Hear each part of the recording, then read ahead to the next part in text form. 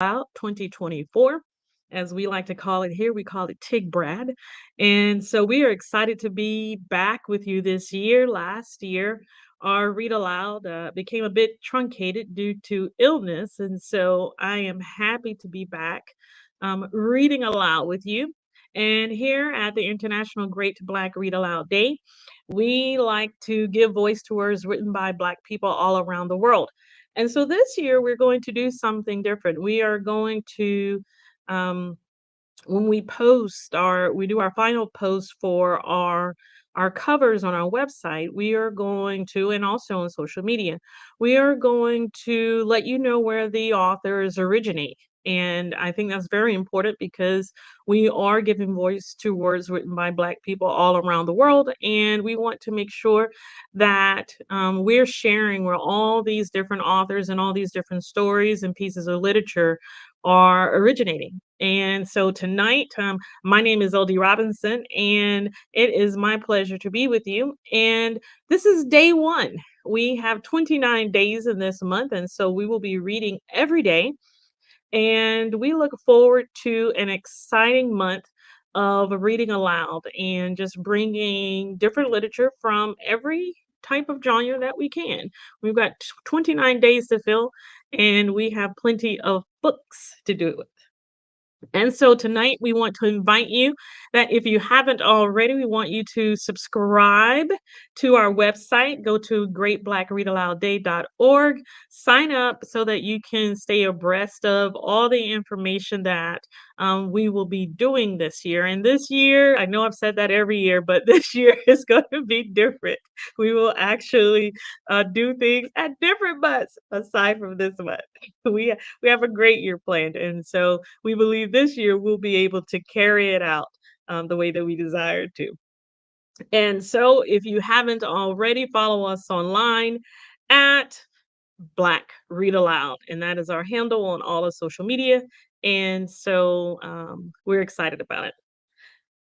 Today, our our subject is wellness. And so we are starting out with wellness, and we have a great book to help us with this subject and this genre. And our selection for today is "Fattily Ever After" by Stephanie Yeboah, and she is of British descent. She is of Ghanaian descent, and she's a Brit.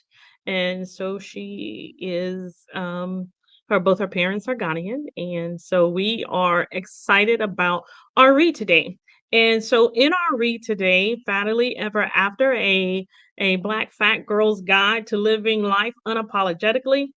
And in our read, we are going to come from chapter 6 tonight, and we are going to read um, this chapter that is titled "This Fat Body Has Been Complicit in Breaking My Brain." Highlighting the mental health effects of being plus size is something that I definitely thought should be spoken about in this book, as mental health is the fabric that weaves all the other elements together. You cannot talk about one element of fatness, fat phobia, racism associated with fat phobia, or societal pressures without mentioning mental health and the negative impact it can have on us. Before we get started, a quick disclaimer here that I will be chatting about issues from when I was diagnosed with clinical depression at 14. In fact, not a lot of people know. In fact, I went to extraordinary lengths to hide this from people. Not that I had many people around me at the time to hide it from. As mentioned in a previous chapter, my body image issues didn't really kick in until I started secondary school. And even then, I didn't really notice that a storm was brewing in my head until it was too late. I pretty much did the typical things a tween teenager would do when put under intense stress and fear due to bullying. I would shut myself away for hours on end and cry. I would isolate myself, listen to sad songs on the radio, eat excessively, compare myself to the beautiful celebrities I would see in magazines and on TV, and would generally just be very quiet and very full of teen angst, being a teen. I began noticing little subtle changes, however. I began imagining what my life would be like: A, if I wasn't here anymore; B, we're smaller. They weren't just subtle daydreams, however, they were incredibly intense visions of alternate universes I had created for myself. On the days where I would be getting bullied rather intensely, I would completely shut down and enter into this amazing new alternate universe, a universe where I was lighter skinned, slim, and had loads of friends.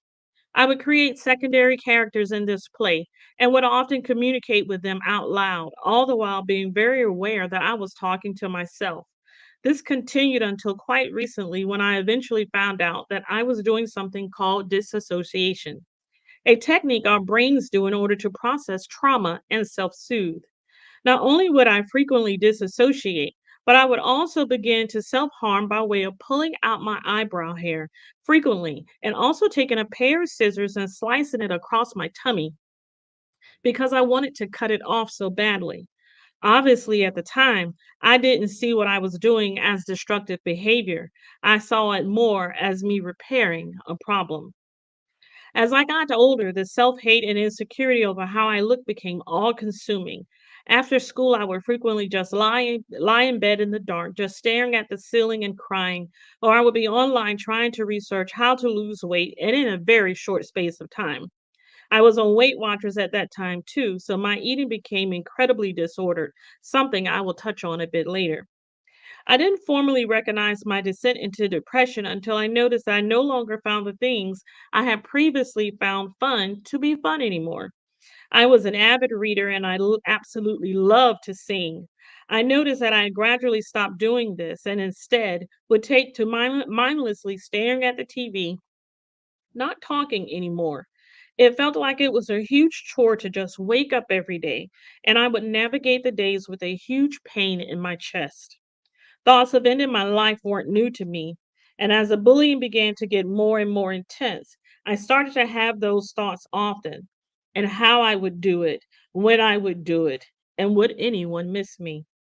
I would draw up lists of why I thought I didn't deserve to be here, and surprise, surprise, the large majority of the list often featured things to do with my body and or the idea of being desirable or wanted. It was somewhat of a covert mission to see my GP on the recommendation of my school counselor for an appointment, as I was still underage, but somehow I was able to get the appointment and talk through my issues. A little while later, I started attending therapy, although it didn't last long as I wasn't used to opening up and chatting about how I felt. All I knew was that my body was the cause of all the misfortunes in my life. Being born in a body that coped with such a huge amount of external hate and negativity grinded my gears, and I just wanted it all to stop.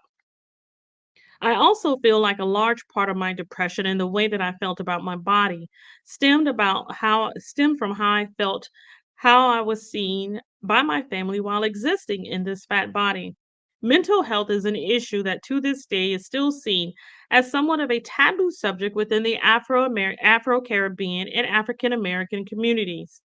Even though studies have shown the increasing rate of mental health illnesses within Black men and women, often surpassing other races of late, the subject of discussing mental health within our communities is still seen as wrong.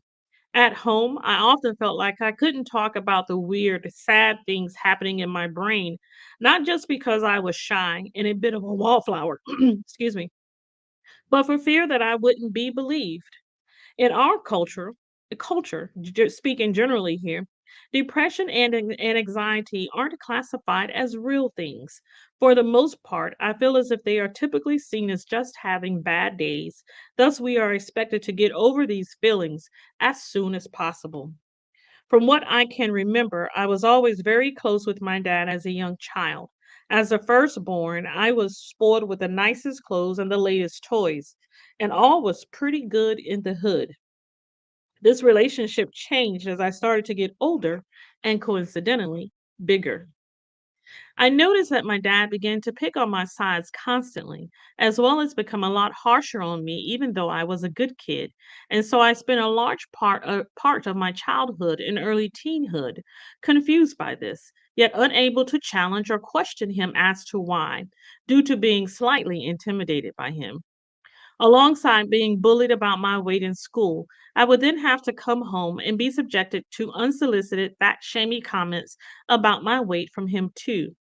It was almost like he was ashamed of me for putting on weight and would lecture myself and my mom about how I looked and how my weight may have a hand in setting me back in life.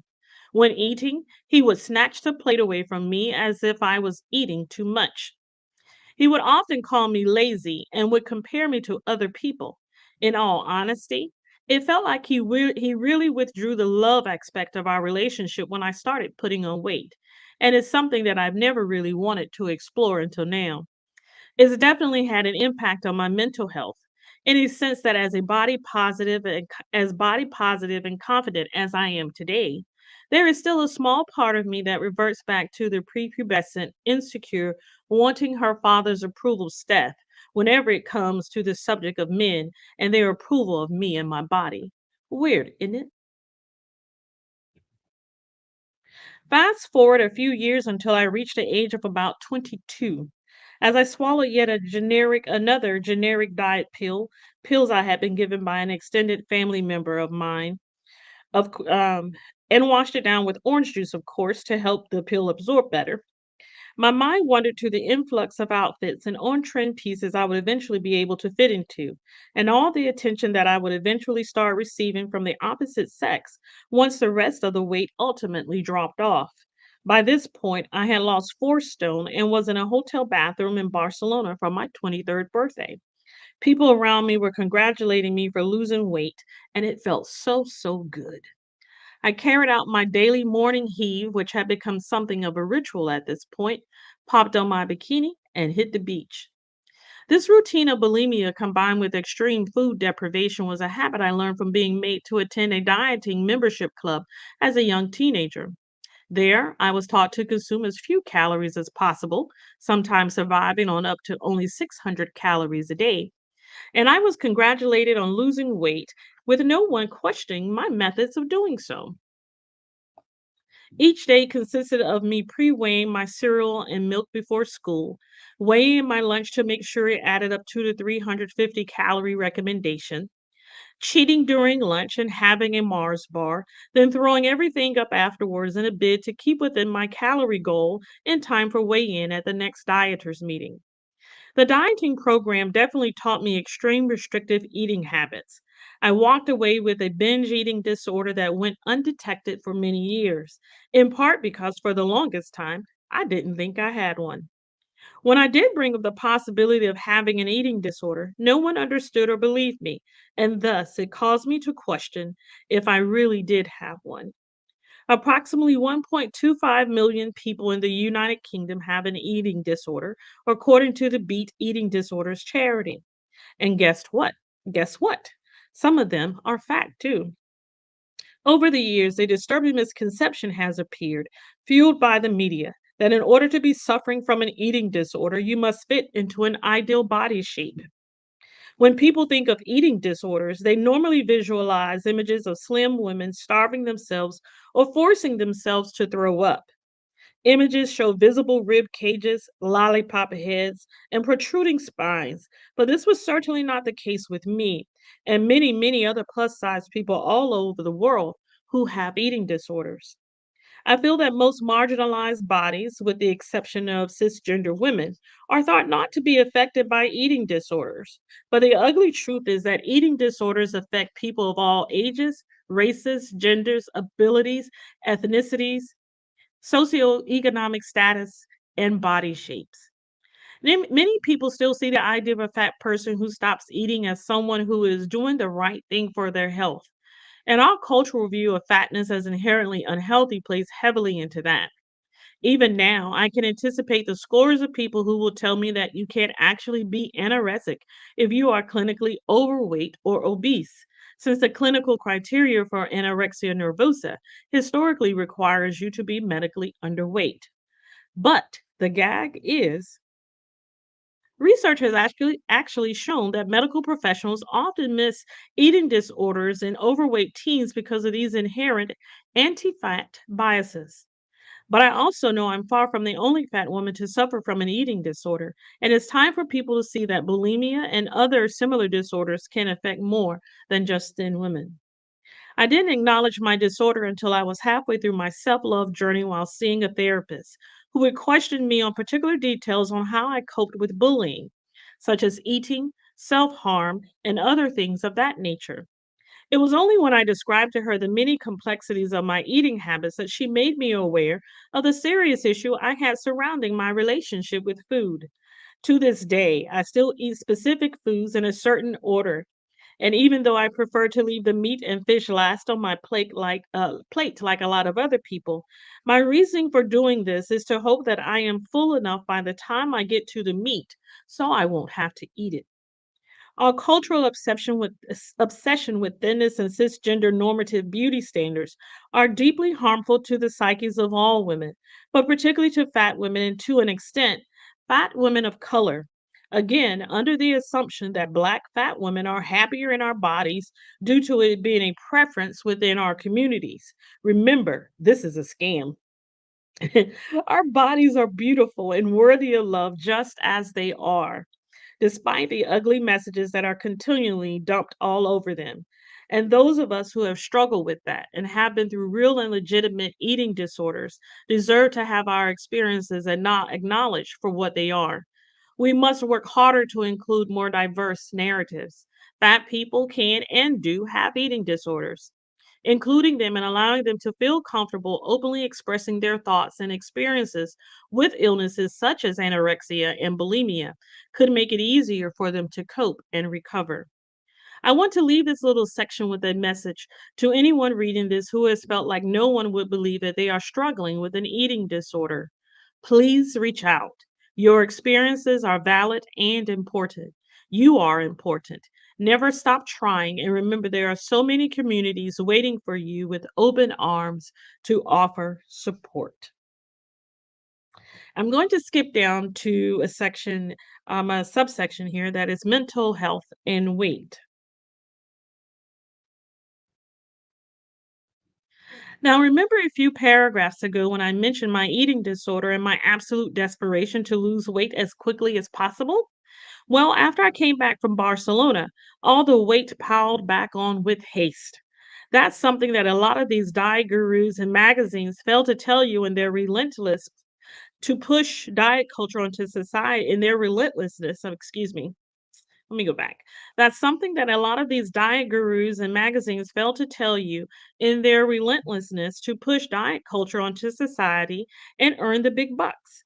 If you try and lose weight from a place of self hate, you obviously will put the weight back on or will be violently ill. Now, this chapter isn't about weight loss or me telling you the best ways to lose weight, but in circumstances where you find yourself wanting to lose weight for whatever reason, it's imperative that you are able to do it from a place of love. You have to come from a place of loving your body enough to want good things for it and to look after it every step of the way. If you approach weight loss from a place of shame and self hate, your brain will be trying to lose weight as quickly as possible in order to move away from the image it sees and hates in the mirror every day. This means that you'll automatically want to lose weight as quickly as possible. Nothing good has ever come from losing weight as quickly as possible because, for the most part, a lot of people will take to extremes such as starvation, weight loss pills, detoxing, and other dangerous methods in order to lose the weight fast. And I'm going to move over to another part of this very same chapter. We're in chapter 6 of our selection for today, which is Fattily Ever After, a Black Fat Girl's Guide to Living Life Unapologetically. And I'm going to go here because I would like, I know where I'm going over here. Case in point, and this is Black fat women get eating disorders too. Case in point, along with my example from a few pages ago to highlight that normally when we think about eating disorders, we picture a slim white woman with a visible rib cage and gaunt face. Even when it comes to mental health and eating disorders, white women are still the standard. This is partly the reason why so many Black women find it difficult to come forward about eating disorders. That and the fact that sometimes being from Afro Caribbean or African American culture sometimes doesn't provide the safe atmosphere one would need and hope for in order to share something so vulnerable and personal. Let me throw a couple of US based stats at you. Black teenagers are 50% times more likely than white teenagers to exhibit bulimic behavior, such as binging and purging. People of color with self acknowledged eating and weight concerns were significantly less likely than white participants to have been asked by a doctor about eating disorder symptoms, despite similar rates of eating disorder symptoms across ethnic groups. When presented with identical case studies demonstrating disordered eating symptoms in white, Hispanic, and Black women, clinicians were asked to identify if the woman's eating behavior was problematic. 44% identified the white woman's behavior as problematic. 41% identified the Hispanic woman's behavior as problematic. And only 17% identified the Black woman's behavior as problematic. The clinicians were also less likely to recommend that the Black woman should receive professional help. There can be a couple of explanations for this. Eating disorders in Black women and women of color may be in part a response to environmental stress, for example, abuse, racism, or poverty. Therefore, given the multiple traumas that we can be exposed to, we may be more vulnerable to eating disorders than our white counterparts. The third statistic is the one that really troubled me, to be honest. There has long been this myth within the healthcare industry that Black women are physically stronger and more equipped to handle pain than our white counterparts. This also goes for mental emotional issues too. Therefore, because of this, we aren't given the same level or duty of care as white women. We've recently heard statistics being thrown about this year that back up this theory, such as Black women in the UK being 5 times more likely to die in childbirth than white women due to lack of care and racial microaggressions, with African American women 3 times more likely to die during childbirth than white women. And the same can be said for how we deal with emotional trauma, too. So, bringing it back to Black bodies, disordered eating, and the lack of visibility, I'll say this. Lifelong battles with multiple sets of beauty standards leave many Black women with no choice but to engage in disordered eating in an effort to almost correct our fundamentally flawed bodies. Black women as a whole, and correct is in quotes, and fundamentally flawed is in quotes. Black women as a whole are expected to live up to these conflicting beauty standards, which result in strained relationships with ourselves, our bodies, and our food.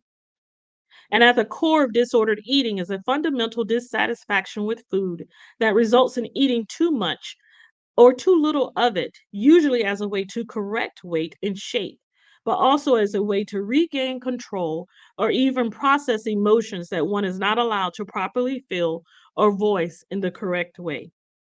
I know so many Black girls who have struggled with this in some way, shape, or form, and even their mothers before them, who may then project these ideologies and habits onto them.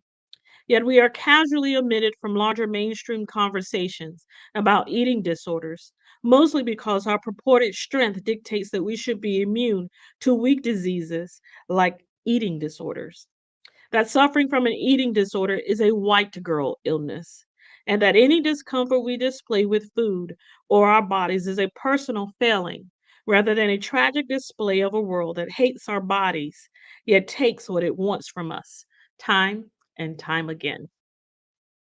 This has been this is day one of the International Great Black Read Aloud Day. And 2024, we've been at this. This is our fourth year. It originally started thinking we would only do it a day and we'd read all day, and it's been 4 years. And we are extremely excited and happy. And thank you for tuning in and watching over and over again. And today is day one, wellness. And It is Fattily Ever After, a Black Fat Girl's Guide to Living Life Unapologetically by Stephanie Yeboah from the UK, and she's of Ghanaian descent.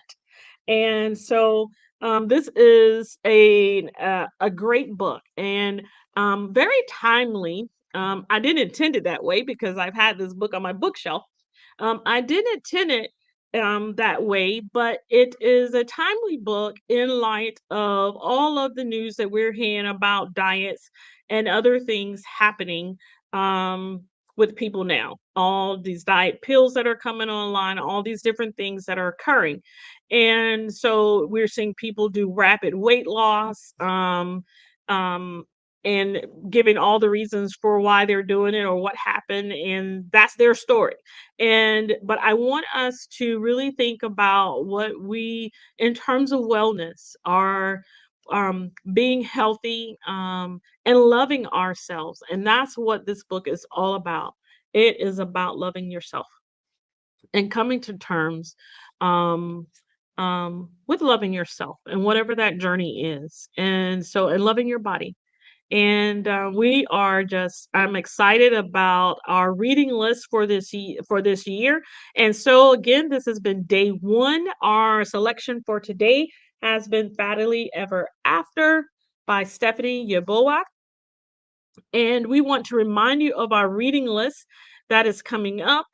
And we want you to read along with us. We don't want to be the only ones reading. We want you to join in and read with us. And so our reading list for this year is on the screen as you can see it. Choose a day, choose a genre, and pick a work by a Black author and read it. Tag us at TigBrad 2024, and we will certainly share it on our pages and on our YouTube channel. And we will also, at the end of our reading series, for particularly for this month of February, if you read with us, we will gladly put you in our newsletter that will go out in March, stating that you read with us the day that you read, and it will be in our list of our reading list. And so we look forward to it. Okay. Well, it has been my pleasure again to kick off the International Great Black Read Aloud Day 2024. And it has been day one wellness. And our selection again has been um, Fattily Ever After. Okay. I hope you've enjoyed it. And we look forward to seeing you tomorrow when our genre for tomorrow is loss, grief, and transition. And we have a great read for you tomorrow. So we hope that you tune in and we'll see you tomorrow. Bye bye. And happy day wherever you are in the world. Bye bye.